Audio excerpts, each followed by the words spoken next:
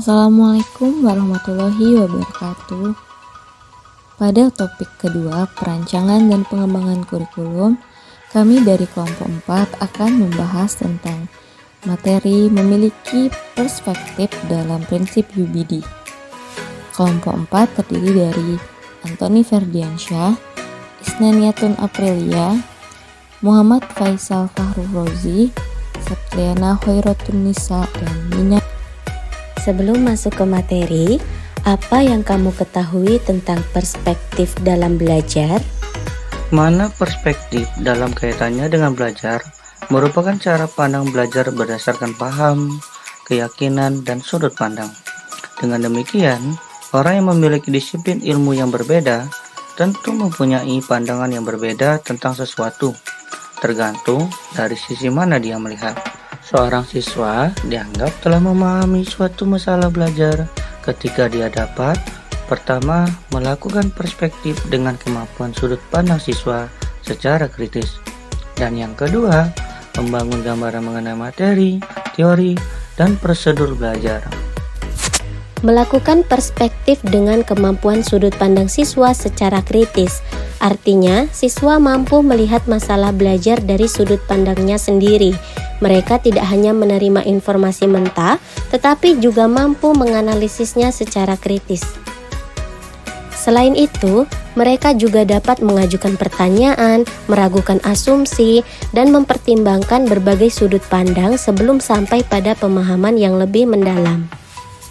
Selanjutnya, mampu membangun gambaran mengenai materi, teori, prosedur belajar. Berarti, siswa dapat menyusun gambaran yang koheren tentang materi, teori, atau prosedur yang mereka pelajari.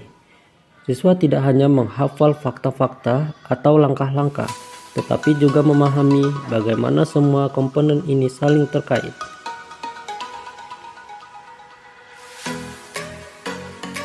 Selain itu, siswa dapat menggambarkan hubungan antara konsep-konsep, langkah-langkah, atau elemen-elemen yang terlibat dalam masalah belajar tersebut. Kemampuan perspektif mencerminkan pemahaman yang lebih mendalam daripada sekedar menghafal atau memahami permukaan suatu topik. Siswa yang mampu melakukan hal-hal ini biasanya dapat mengaplikasikan pengetahuan mereka dengan lebih baik dalam berbagai situasi, karena mereka memiliki pemahaman yang lebih kuat tentang dasar-dasar dan konteks di balik materi pelajaran. Siswa memiliki perspektif yang berbeda-beda karena mereka memiliki sudut pandangnya masing-masing terkait materi yang dipelajari. Siswa dianggap memiliki perspektif apabila dapat menunjukkan pandangan atau gagasan dan menerima adanya perbedaan pendapat. Contoh konkret.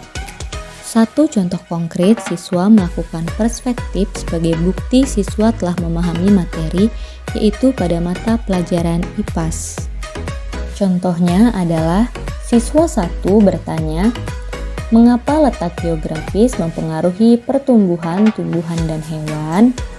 Siswa 2 bertanya, mengapa setiap negara memiliki variasi tumbuhan dan hewan yang berbeda? Siswa 3 bertanya, bagaimana jika tumbuhan atau hewan tersebut dipindahkan ke wilayah lainnya? Demikianlah pembahasan mengenai siswa melakukan perspektif. Terima kasih dan sampai jumpa di topik selanjutnya.